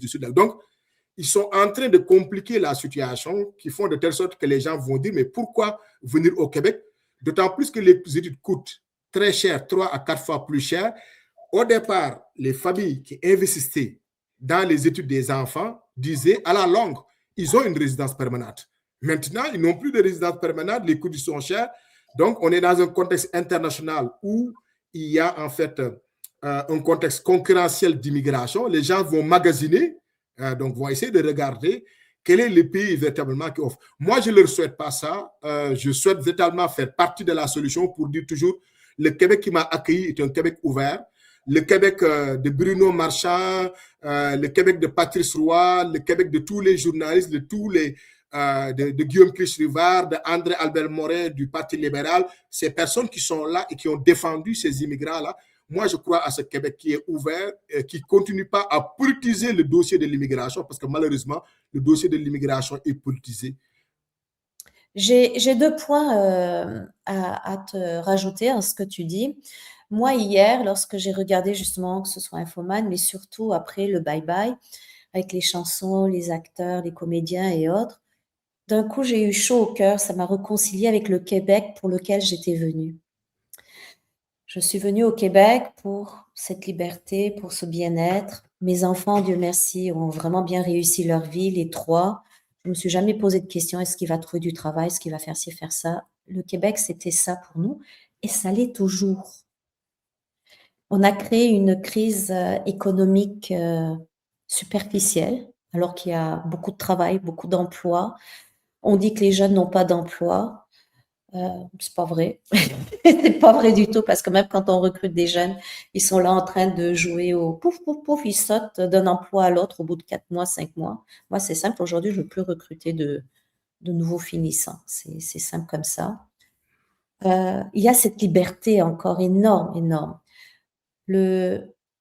Et ça me manquait parce que j'étais frustrée avec cette concentration. Ça a été l'un derrière l'autre, toutes les décisions, comme si tu étais pris par un tsunami qui n'arrêtait pas là de revenir sur toi, sur toi. Et c'est exactement ce qu'ont vécu. Mais les derniers messages avant les fêtes de fin d'année qu'on a eu où les gens disaient, est-ce qu'on peut croire au Père Noël? Au Père Noël, le seul qui peut se transformer encore en Père Noël, c'est Monsieur Legault, Oui, comme il a effectivement. fait pour les médecins. Tout à fait. Regarde, il a son ministre. Moi, je suis juste, excusez-moi, Monsieur Robert, je peux pas dire que je suis votre grande admiratrice, mais j'ai hâte à ce que vous démissionniez. Donc, le ministre de la Santé, il a fait quoi? Je le juge pas parce que je ne suis pas du tout impliquée ou connais le dossier. Monsieur Dubé, oui. Monsieur Christian Dubé s'est Dubé. retiré parce que Monsieur Legault a décidé, lui, de prendre le bâton en main et d'aller négocier avec le Collège des médecins. Donc, la seule chose qui peut arriver, c'est cette même affaire avec l'immigration. Trop, c'est trop. Parce que Monsieur Legault, moi aussi, je vous adresse un message, dans le PEC, tout le monde ne passe pas dans le PEC. Tout à fait. Voilà, c'est ça, Céline, ce décryptage-là, parce qu'ils donnent l'impression, et d'ailleurs, ils utilisent un terme, ils disent automatisme, passe-droit, privilège. Non, le PEC n'est pas un passe-droit, le PEC n'est pas automatique. Ça, je veux, parce que je l'ai écrit également, mais je veux que tu décortiques davantage cela. Les gens doivent répondre à des critères. À des critères, de vos critères à vous, ce sont les critères que vous voulez, Monsieur Legault, c'est pas d'autre chose. C'est des gens qui ont un niveau de français avancé. Même s'il y a le mot intermédiaire, c'est un B2, c'est pas un B1. Il y en a beaucoup qui ont le B1, mais il n'y en a pas beaucoup qui ont le B2. Donc, le B2 minimum. Ensuite, qui ont des professions qui sont spécialisées. Donc, tout le monde n'est pas là-dedans. Malheureusement, on aurait bien voulu. D'accord? Il y en a énormément en région aussi, mais il y en a beaucoup à Montréal et au Laval. Il ne faut pas les pénaliser, ces personnes-là, parce que dans ces villes-là, vous avez énormément d'industries, énormément d'entreprises qui ont besoin de ces personnes-là, qui ont ce niveau de français également. Il ne faut pas que vous leur mettiez des bâtons dans les roues. Vous êtes en train de jeter l'eau du bain et le bébé avec. Jetez l'eau du bain. On est comme, je suis d'accord avec toi, Doudou. Toute immigration, tout programme n'était pas excellent, n'était pas parfait. Mais de là à en rajouter et puis à vous débarrasser de la crème. Oui, voilà, de la crème, oui. on débarrasse de la crème qu'il a tout fait pour avoir. Et l'OCDE, même l'OCDE, l'Organisation de coopération et développement économique, vante en fait même les mérites de ce programme. Et qui ne vanterait pas les mérites de ce programme? Tu as des personnes qui ont des compétences qui répondent exactement aux besoins du Québec, qui ont été formés ici, francisés également. Donc, ils cochent à toutes les cases véritablement. Comment se débarrasser de ces personnes et puis par la suite, quand le chaud de dire que c'est la faute à Ottawa, oui, Ottawa a commis une responsabilité et c'est là où je vais terminer en regardant les questions sur Facebook parce que là, on le fait sur YouTube de façon simultanée. Je vais aller regarder les questions sur Facebook. Je vais répondre à vos questions, les chers abonnés. Donc, en fait, là où il y a la responsabilité du fédéral, c'est-à-dire le fédéral, pendant longtemps aussi, avec les travailleurs étrangers temporaires, les différents acteurs ont demandé la clause de droit acquis. Donc, M. Robert demande la clause de droit acquis pour les travailleurs étrangers temporaires et refuse la clause de droit acquis également pour les orphelins du PEC. Quelle contradiction. Donc, il y a un front uni qui existait entre les municipalités du Québec, les employeurs, plusieurs acteurs pour dire que nos régions sont en train de se vider de les travailleurs étrangers temporaires. Donc, donnez-nous, permettez au moins que ces personnes qui sont ici de pouvoir rester. Mais c'est parce que aussi, comme tu le mentionnes, Céline, c'est Québec au début qui disait qu'il y avait trop d'étrangers, trop de travailleurs étrangers temporaires. Le fédéral a coupé, non pas dans les demandes d'asile et autres. Là. Non, il n'avait jamais arrêté les missions de recrutement. Mais oui. Et il y en avait une douzaine par an. C'était exagéré, c'était totalement, et ça payé par l'argent des contribuables. Des contribuables. Parce qu'on s'entend, le gouvernement Trudeau, durant les 10 dernières années, a fait rentrer beaucoup de personnes immigrantes. Et quand la population a commencé à se plaindre par rapport au logement, service de garde, moi, j'ai toujours l'habitude de dire que les immigrants ne sont pas la cause première ou la principale cause des périodes de logement, de services de garde. Ça existait avant. Par contre, une arrivée soudaine et massive a augmenté la pression sur ces services. Ça, effectivement. Quoi, d'après toi? Il ne faut pas oublier qu'à ce jour, et puis ça fait rire tout le monde, mais même si, en fait, il n'y a rien à rire parce que c'est vraiment sérieux, ils se vendent plus de couches pour les personnes incontinentes que de couches pour les bébés. Oui, mais parce que ça mais c'est vrai. C'est pourquoi aussi il y a la population vieillissante. Ça, c'est la population vieillissante, c'est la dénatalité. Moi, je veux toujours faire, et là, ça m'amène tu me relances une autre question, c'est qu'avec tout ce qu'on a dit, les gens peuvent être aussi pessimistes en disant, mais le Québec ne veut plus d'immigration. Et quel est le message aussi que tu vas envoyer à des personnes qui sont ici, mais qui sont de l'international? Parce que moi, je veux aussi que les institutions d'enseignement continuent à recruter aussi parce que dans les régions, ça permet aussi d'apporter une certaine vitalité, une diversité également. C'est bon pour l'économie parce que quand même aussi, les étudiants étrangers sont une vache à lait, il faut dire les choses telles qu'elles sont. C'est une vache à lait aussi pour les institutions d'enseignement parce que comme ils payent le double, le triple de ce que les étudiants québécois payent, je veux aussi qu'on continue aussi à recruter ces personnes une fois qu'ils ont terminé leurs études, en espérant que le nouveau gouvernement qui sera en place va justement réparer les pots cassés et aussi en espérant que à partir du 5 ou du 6 janvier, là, que le Premier ministre dise, écoute, j'ai pris le temps de réfléchir, j'ai écouté les employeurs, j'ai écouté le monde de l'enseignement, les témoignages des immigrants m'ont bouleversé et justement, moi, M. Robert a été le Premier ministre, le ministre de l'immigration du moins, qui a été qualifié de sentiment inhumain par plusieurs acteurs. C'est la première fois, depuis moi, ça fait 20 hivers que je suis ici. Je connais tous les ministres de l'immigration qui sont passés. Je n'ai jamais eu un ministre là qu'on a qualifié de manquer de sensibilité par rapport à la question. Bon. Dans le gouvernement Kakis, que tu comprennes Simon Joly Barrette, qui a été ministre de l'immigration, Madame Christine Fréchette, qui, à mon avis, Christine Fréchette, qu'on aime la CAQ ou pas, était la ministre de l'immigration qui pouvait permettre au Premier ministre d'avoir des nuances sur l'immigration et de pouvoir même de ralentir sur certains aspects. Elle était bien placée, elle venait de Montréal International, donc oui, elle savait exactement comment marchait la machine. Et monde universitaire, c'est-à-dire elle aussi, elle cochait plusieurs cases également et puis était capable de pouvoir faire ça. Mais en tout cas, pour faire l'histoire courte là, je pense que le père de la fin brutale du PEC, Jean-François Robert, aura aussi intérêt à rassurer ses citoyens, ses concitoyens d'origine immigrante qui sont même dans sa circonscription. Absolument. Parce qu'il y a le journal de Chambly qui a écrit que l'abolition du PEC suscite l'inquiétude également chez les immigrants avant même qu'ils passent aussi aux autres régions. Donc, c'est un message aussi, en tout respect, que je lui fais passer et tout. Donc, Céline, il est... En tout respect, oui, je suis d'accord avec toi, mais je voudrais quand même bien faire un jeu de mots. C'est très sinistre, d'accord? Donc, je pense que les dés sont jetés depuis longtemps. Tout est noir sur blanc, c'est clair, on ne peut pas être plus clair que ça. Et puis, s'ils veulent aller de l'avant, c'est pas qu'ils veulent, c'est qu'ils doivent. Ils ont vraiment une obligation maintenant pour la pérennité de notre province, pour le bien-être de tout le monde, mais aussi la santé mentale de toutes ces personnes-là qui sont prises et coincées. Et on n'a même pas parlé des personnes via le PSTQ.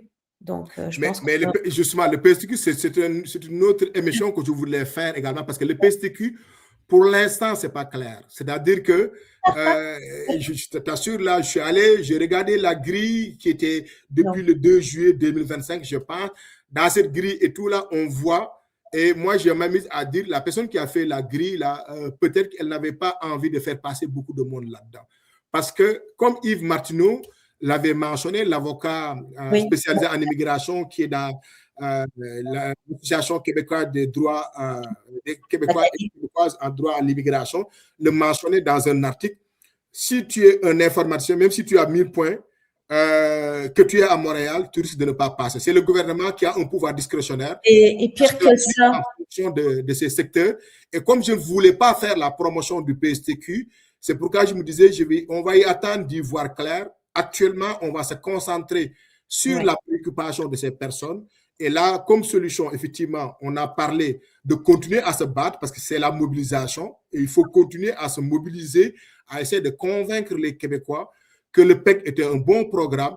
Et même si le gouvernement ne rétablisse pas le PEC, mais au moins qu'il accorde la clause de droit acquis à des personnes qui étaient déjà établies ici, qui sont en train de dire dans les différents reportages que c'est le gouvernement qui les a fait venir. Vous allez pouvoir regarder le reportage de Radio-Canada, écouter également 98.5 et tout là, avec Patrick Lagacé et autres. Là, vous allez voir les entrevues que ces médias, aussi bien le journal de Montréal, le journal de Québec, Le Soleil, le journal Le Devoir, je trouve que les journalistes font un excellent travail, honnêtement là, pour humaniser l'immigration. Vous allez voir que ils ne demandent pas à ce qu'on ramène d'autres personnes, ils demandent qu'on s'occupe de notre monde, comme aussi les syndicats également, qui sont des alliés aussi, le disent également. Je voudrais juste, pour ma part, conclure avant tes questions en donnant 2 recommandations très importantes. D'abord, pour les personnes qui sont ici, justement, la première chose, c'est consolider votre statut temporaire. Si vous avez des employeurs qui ne savent pas, qui ne comprennent pas, etc., les professionnels sont là, on est là pour leur apporter des conseils. Malheureusement, ils entendent beaucoup de choses à droite, à gauche. Même quand ils appellent le ministère, ils peuvent appeler 3 fois qu'ils vont avoir 3 versions différentes. C'est vrai, c'est prouvé. Donc, à ce moment-là, vous pouvez effectivement contacter des personnes comme moi ou des professionnels, comme a dit Doudou au début. Et en parlant avec ces employeurs-là, on trouve des solutions. Moi, actuellement, j'ai réussi à sauver tous mes travailleurs. Donc, ça me fait tellement chaud au cœur et à aider vraiment mes employeurs aussi. La deuxième chose très importante, c'est que il faut pas attendre la dernière minute ensuite pour planifier. Il faut pas virer fou non plus, paniquer. Ça se fait doucement. Il faut travailler sur les 2 profils, mari et femme, conjoint en fait, les 2 conjoints en même temps. Vous regardez si vous êtes un couple, il faut analyser les 2 en même temps. D'accord? C'est de la stratégie. Maintenant, et vous gardez espoir, on fait partir personne, on ne va faire partir personne parce que la poussière va se tomber et puis les choses vont reprendre. Moi, je suis très confiante que cette année 2026, c'est une année de charnière, qu'on va passer à un 2027 qui va être explosif, d'accord? On va même en faire venir d'autres, des personnes. Justement, les gens qui sont à l'étranger, toute la bénédiction est avec vous. Ce que je veux dire par là, c'est que regardez combien de personnes dans cet énorme pays, le 2e plus grand pays au monde qui s'appelle le Canada. D'accord? Même si on peut vous faire venir ici au Québec, mais le Canada est grand quand même. Donc, il y a aussi beaucoup de possibilités, beaucoup de choses. Mais ce que vous devez faire, c'est que dans vos plans par rapport à la résidence permanente, et puis je parle bien de résidence permanente, allez-y étape par étape. Donc, étape par étape, c'est vous inscrire sur les plateformes, attendre, voir qu'est-ce que ça donne. Et ensuite seulement vous engager de plus en plus. Donc, il y a des règles, des règles du jeu qui se font. Et aussi, travaillez toujours, si vous travaillez avec un professionnel, quelqu'un qui va vous demander au fur et à mesure seulement de l'avancement de votre programme. D'accord? Donc, gardez confiance, restez positif. Il y a juste un petit creux, mais on va passer par-dessus. À toi la parole, Doudou. Merci, Céline. Première question, c'est par rapport au permis de travail pour ce diplôme. Il y a des personnes, des étudiants, ça c'est les étudiants étrangers, dont le permis se termine. Et comment ils doivent faire? Est-ce qu'eux, ils peuvent embarquer dans le nouveau programme PSTQ ou comme le permis de travail est relié au fédéral, quelles sont les options pour ces personnes-là? Ils peuvent tout faire. Tout va dépendre d'une personne à l'autre, dépendamment de son parcours, dépendamment de son expérience, dépendamment de quel volet il rentre. Est-ce qu'il passe par le fameux PSTQ ou est-ce qu'il va pouvoir être mieux dans un autre programme? Il n'y a aucune restriction dans ce cas-là. OK. Et puis, en même temps, pour les travailleurs étrangers temporaires, dont leur permis aussi se termine, parce que j'en ai qui disent bonjour, mon permis expirera le mois de novembre 2026, que puis-je faire? Alors, c'est là ce que je disais tantôt. Il faut que l'employeur soit sensibilisé et que stratégiquement, on puisse travailler. Donc, c'est là, par exemple, que j'invite les employeurs à nous contacter, nous en général. On discute avec eux, on fait le point, on fait le bilan. Et franchement, on arrive à sauver du monde. On arrive vraiment à sauver du monde. Donc, des bons conseils, une bonne approche, beaucoup de patience et un jeu de confiance. Et ça permet de proroger. Mais il devrait déjà, dès maintenant, commencer à travailler. S'il y a des changements en cours de route de la loi, des règlements, rien n'est perdu. On bascule ensuite sur l'autre programme. Mais justement, c'est la raison pour laquelle je mettrai les coordonnées de Céline là, dans le champ commentaire après le live, tout comme je mettrai aussi les différents articles là, qui donnent le contexte également du PEC de l'immigration. L'autre question qui est revenue, c'est au niveau de Entre Express Arima. Est-ce que quelqu'un peut s'inscrire à la fois sur Entre Express et Arima? Oui, absolument. Vous pouvez vous inscrire sur toutes les plateformes qu'il y a, pas seulement eux, mais aussi d'autres programmes et autres. Donc, ce qu'il y a, c'est que tant que vous êtes dans une situation, vous êtes dans le bassin, il n'y a absolument aucune restriction. C'est quand vous recevez l'invitation que là, vous devez rester sur un seul programme. Mais justement, donc toujours dans ce sens-là, j'ai en fait une personne qui était déjà établie à l'extérieur du Québec, qui était venue, qui était venue au Canada par le biais d'Entrée Express et qui a décidé de venir s'établir au Québec. Est-ce qu'il y a des conséquences par rapport à ça? Alors, oui et non, d'accord? Il y a la charte des droits canadiens, la charte des droits et de des se déplacer, libertés, qu'on a la possibilité, oui. article 6, qui dit à toute personne qui est résident permanent ou citoyen canadien de pouvoir vivre et travailler à grandeur du Canada, d'accord, dans toutes les provinces. Le Québec fait partie du Canada. Donc, à ce niveau-là, il y a toujours ça. Mais il ne faut pas qu'il puisse que ce soit fait dans un calcul, c'est-à-dire que depuis le début, il sait qu'il allait venir au Québec et puis hop, il prend l'avion, il descend à Toronto et de Toronto, il débarque au Québec du jour au lendemain, il s'installe. Ce qui va arriver, c'est que quand il va faire le renouvellement de sa carte de résidence permanente, eh bien, il risque de tomber dans un piège parce qu'ils vont vérifier. Ça se peut qu'ils lui demandent pourquoi tu es venu t'installer au Québec alors que tu avais demandé de vivre à tel endroit. Et s'il n'a pas une raison plausible, eh bien, il pourrait avoir des problèmes. Donc, c'est ça. Oui, effectivement. Il y a quelqu'un qui dit, moi, je suis à Montréal et justement, j'avais le permis de travail étranger temporaire avec les restrictions du gouvernement provincial. Quelles sont les solutions qui s'offrent à moi? Alors, il y en a deux. La première, c'est discuter avec l'employeur, encore une fois, et voir s'il y a des façons de pouvoir vous garder avec un permis de travail toujours dans les conditions que vous travaillez actuellement sur Montréal. Oui, il y en a, parce qu'il y a des clauses d'exception que les employeurs ne savent pas comment ça marche. Un très bon point, Céline, là-dedans, c'est pourquoi je fais affaire avec toi.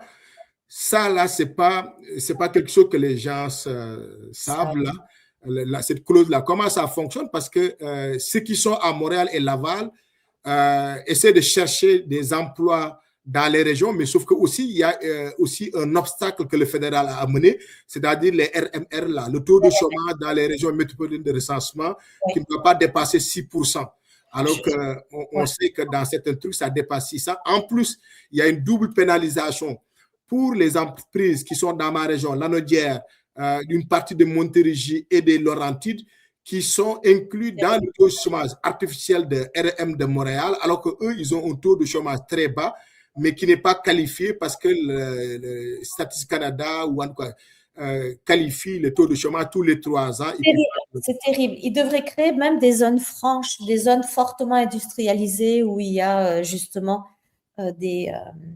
beaucoup de travailleurs étrangers temporaires. Je pensais par exemple à l'est de Montréal, mais quand tu parles de RMR, ça veut dire que le taux de chômage Montréal, donc de la RMR, de la Région métropolitaine de recensement de Montréal, est au-dessus de 6%. 6 points quelque chose. C'est vraiment pas beaucoup la différence. Et actuellement, même si le ministre de l'Immigration a enlevé la restriction qu'il a mis pour Montréal et Laval, par exemple, mais il serait quand même touché par ce taux de chômage qui vient du fédéral, par contre. Oui, tout à fait. Là vient de là. Donc, sur le coup, une personne qui part de Montréal et qui dit « Ah, ben, j'ai trouvé un emploi à Saint-Eustache », je suis désolée, Saint-Eustache fait partie de la RMR. Ou Saint-Jean-sur-Richelieu. Le pire, c'est Saint-Jean-sur-Richelieu. Bingo, il rentre dans la RMR, donc il n'est pas admissible. Sauf si son employeur a un code d'activité qui est dans la construction, la transformation alimentaire, certains domaines de la santé. Les exemptions. Exactement. À ce moment-là, il peut quand même faire la demande du permis de travail, mais le quota, au lieu, par exemple, du fameux 10%, sera rehaussé à 20%, même si le salaire est en dessous du fameux 34,62. Donc, il y a des règles qui s'associent avec d'autres règles. C'est comme une montre suisse. Il faut que ça fasse clic-clac, clic-clac. Il faut que tout s'enclenche de façon, encore une fois, stratégique. Donc, c'est ça qu'on travaille avec les employeurs. C'est ça qu'on essaie d'adapter, de mettre en place. Et là, on fait passer les permis. OK, parce qu'en ce moment, ça prouve aussi que l'abolition brutale du PEC est venue compliquer la situation des travailleurs étrangers temporaires. Absolument, c'est très drôle. On travaille avec une entreprise, par exemple, qui travaille pour la ville de Montréal. Sans ça, les véhicules de la ville de Montréal ne rouleraient pas, par exemple. Oui. Et à peu près 50% des travailleurs, ce sont des travailleurs étrangers temporaires parce que ce sont des professions très ciblées qu'il n'y a même pas en formation ici. Donc, leur seul malheur a été qu'ils étaient ici à Montréal. Donc, on joue, on trouve des cartes pour jouer. Ouais. Oui, c'est vrai que c'est pas facile en fait. Il est comme 11h26 minutes. Oui. On avait dit 11h30. Je veux respecter ton temps. Si justement tu avais un message à lancer, ce serait lequel? La patience, la résilience, c'est pas pour rien que j'ai prononcé Covid de l'immigration qu'on a vécu en 2025. 2026, ça va être l'année de passage. Baissez pas les bras. Chaque cas est différent aussi. Faites très attention on est sur un réseau, nous sommes également sur des réseaux sociaux, Doudou et moi, mais j'aimerais saluer justement tout le travail de vrais sociologues accomplis qu'a fait Doudou. Par exemple, moi, j'ai même pas eu besoin d'aller me rendre sur les présentations et autres qui ont eu lieu lors de la planification pluriannuelle du MIFI. Tous les jours, je suivais ce qu'il écrivait. Je suis au courant de toute l'actualité grâce à Doudou. Merci énormément pour ton travail et j'invite tout le monde à vraiment suivre. Merci également, justement, comme tu disais, à tous les journalistes, les reporters de terrain. Vous avez connu les hauts, les bas, les bas, les bas, bas, bas, bas. Maintenant, on va avoir que des hauts, hauts, hauts, hauts. Donc, il faut rester positif. Faites attention aussi à toutes les professionnels, les personnes et autres qui savent beaucoup en immigration. En savoir beaucoup, c'est pas savoir sur sa spécialité. C'est comme les médecins. Donc, il y en a, par exemple, qui vont être excellents pour les réfugiés. Il y en a d'autres qui vont être pour les permis de travail. Il y en a d'autres pour des stratégies au niveau de la résidence permanente. Donc, quand vous rencontrez des personnes, tombez pas dans le piège du sourire. Allez vraiment chercher le côté de la personne qui comprend la douleur que vous avez et qui est capable de soigner. Donc, les prescriptions, c'est pas évident, là. Notre ministre, peut-être qu'il passerait à la santé, il serait très bon. Mais ce seraient les recommandations que je donnerais aux gens. Patience et attention. Merci Céline. En fait, à mon tour aussi de te dire un grand merci parce que moi, j'ai toujours un énorme plaisir de collaborer avec toi. Parce que tu es une femme de terrain, tu es une femme aussi qui n'a pas peur de dire ce qu'elle pense, qui aussi a des arguments solides justement. Et moi, je préfère travailler avec des personnes qui ont des arguments solides aussi, parce qu'on est dans un domaine complexe qui est l'immigration. On est dans un domaine où il y a différents paliers de gouvernement. Il y a le palier provincial, il y a le palier fédéral, mais aussi il y a le palier municipal. C'est pourquoi j'ai apprécié aussi la sortie des maires qui ont aussi une responsabilité parce que, comme j'ai dit, l'intégration est une responsabilité partagée entre plusieurs acteurs et le dialogue interculturel est la responsabilité de chacun. Et les municipalités, c'est les gouvernances de proximité. Donc, ce sont aussi des citoyens, justement, qui viennent vous voir. Donc, Bruno Marchand, le maire Bruno Marchand, continuez, que personne ne vous dise que vous n'avez pas le droit de mettre votre nez là-dessus. Vous avez les pleins droits et comme en tant qu'humain également, parce que on est d'abord des citoyens, vous devez continuer cette mobilisation.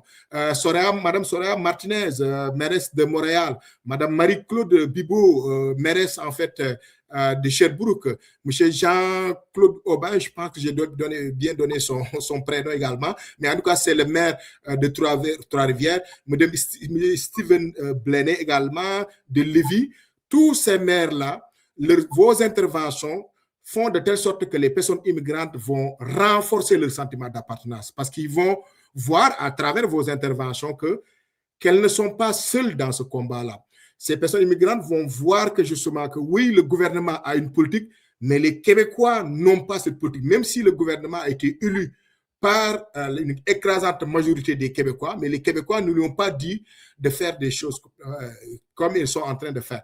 Les Québécois leur ont dit de pouvoir humaniser l'immigration. Parce que l'immigration, ce n'est pas que seulement des chiffres.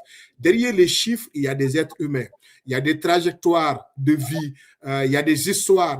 On entend véritablement le témoignage de beaucoup de personnes immigrantes qui ont vendu leurs biens, qui sont venus s'investir au Québec. Parce que l'immigration, c'est un drame humain. C'est un déracinement. Mais l'immigration est aussi un enracinement.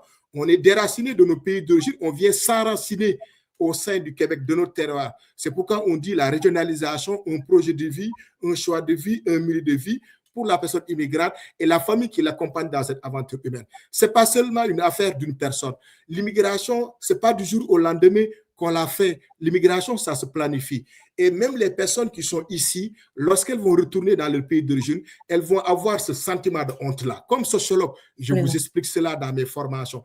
Parce que quand on a quitté parce qu'on voulait véritablement réaliser nos rêves. Les rêves, c'est un rêve québécois, d'une société, c'est l'a mentionné tout à l'heure, démocratique, où il y a la liberté d'expression. Le Québec est une très belle société. Et moi, je suis fier de dire que je suis québécois. Je suis fier d'appartenir à cette société.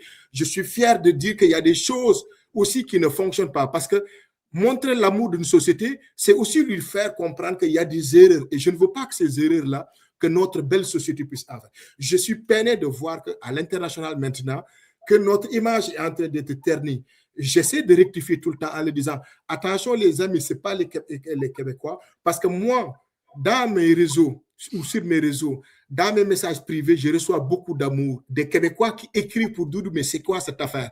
Et j'essaie de l'expliquer avec ma manière. C'est ça aussi que je demande aux personnes immigrantes. Je sais que vous êtes frustrés, je sais que vous avez passé un Noël de l'angoisse, je sais que ce n'est pas évident, mais quand vous expliquez aux Québécois, expliquez leur parcours, expliquez leur ce changement, qu'est-ce qu'il a fait. N'essayez pas d'être trop fâché parce que c'est comme si vous transposez votre colère sur eux alors qu'ils n'ont rien à voir là-dedans. Ils vont vous fuir sans vous le dire parce que c'est comme aussi quand on les accuse tout le temps de racisme. Ils vont vous fuir parce que tout le temps, ils vont dire qu'ils vont seulement en fait nous culpabiliser. Mais essayez de l'expliquer qu'est-ce qui vous a amené ici. Pourquoi vous avez choisi le Québec? Pourquoi aussi vous vous intégrez au Québec? Parce que j'entends les gens dire, mais on les fout dehors parce qu'ils font des prières de rue. Allez regarder Infoman, vous allez savoir qu'on prend une situation minime, un épiphénomène qu'on essaie de généraliser pour justifier des choses qui n'ont pas de sens et tout là. Les personnes qui sont venues ici sont venues sur la base des critères, des valeurs de la société, parce qu'ils aiment une société qui est une havre de paix, parce que le Québec également est une société où il y a la paix. Le Québec est une société de consensus et de compromis. Les personnes immigrantes adorent le Québec. Je souhaite aussi que les médias fassent plus de reportages qui montrent quelles sont les histoires de succès. Pourquoi les immigrants ont choisi le Québec? Ils ont choisi le Québec parce que les Québécois n'ont pas la science infuse. Ce sont des gens qui veulent apprendre des autres. Et le fond de la société, c'est qu'on apprend de tout le monde et tous les jours. Donc, M. Legault, pour terminer, vous avez en fait une responsabilité morale. L'immigration n'est pas un droit, c'est un privilège. Mais l'immigration aussi, c'est du gagnant-gagnant. Les gens qui ont choisi de venir ici ne sont pas venus seulement, c'est qu'on les a ouvert la porte. Si vous ne les avez pas donné le certificat d'acceptation du Québec, ils ne seront pas venus au Québec. C'est parce que donc vous les avez choisis. Et quand vous les avez choisis, ils veulent être des citoyens à part entière et non entièrement à part. Ils sont en train de contribuer dans l'économie québécoise. Ils sont dans les universités, ils sont des profs, ils sont des étudiants, ils sont des gens qui travaillent dans le secteur alimentaire, ils sont des gens qui permettent de nourrir le Québec, ils sont chez Olimel, ils sont dans tous les secteurs d'activité, des bas salaires comme de hauts salaires, et c'est des gens qui aiment profondément le Québec. On ne vous demande pas d'accueillir tout le monde, on le sait. Et on n'est pas aussi des idéalistes là, on sait véritablement qu'il y a une capacité, pas d'accueil, mais une capacité d'intégration. Et on veut aussi que la population québécoise continue à faire confiance au système parce qu'effectivement, le système était brisé, il faut le réparer, mais il ne faut pas le réparer n'importe comment. Il faut le réparer avec la manière, en choisissant les profils les plus intéressants qui sont ici, en faisant aussi preuve également d'une certaine humanité, parce que le Québec aussi a signé des conventions à l'international, et je vous accorde que sur le plan humanitaire, vous avez fait quand même votre part, parce que quand même au niveau des demandeurs d'asile, réfugiés, le Québec quand même a fait des parts, même s'il y a certaines maladresses, le Québec quand même a fait sa part, mais on continue véritablement à vous encourager et de prendre des immigrants comme des gens qui font partie de la solution. Donc, Doudou Sow, pour terminer, fera partie de la solution, mais Doudou Sow, comme Sénégalais ou Québécois d'origine sénégalaise, d'origine africaine, un citoyen du monde, n'est pas quelqu'un qu'on va museler, c'est quelqu'un qui est passé par la France. Et quand on est passé par la France, c'est-à-dire que notre liberté d'expression, là, nous ne serons pas des oui-oui, on va parler, on va le faire dans le respect. Il n'y a personne qui peut nous empêcher de dire ce qu'on est en train de dire, mais dans le respect, on va le faire. Et on sera incollable sur certaines affaires, parce que tout ce qu'on dit, c'est de la documentation. Ce sont des faits, parce que c'est la raison pour laquelle on collabore avec des journalistes. Et je termine aussi en remerciant aussi bien les journalistes, les syndicats, les maires, Guillaume Clich-Rivard, André Albert Morin, donc qui ont véritablement assisté les orphelins du PEC, mais aussi les pétitionnaires, ceux qui ont signé aussi la pétition pour le maintien du programme de l'expérience québécoise. Donc, il y a une grande coalition qui est en train de prendre forme, mais aussi, je ne vais pas oublier, le Québec, c'est nous aussi qui coalisent toutes les forces. Donc, sur ce, je vous souhaite de passer une excellente journée.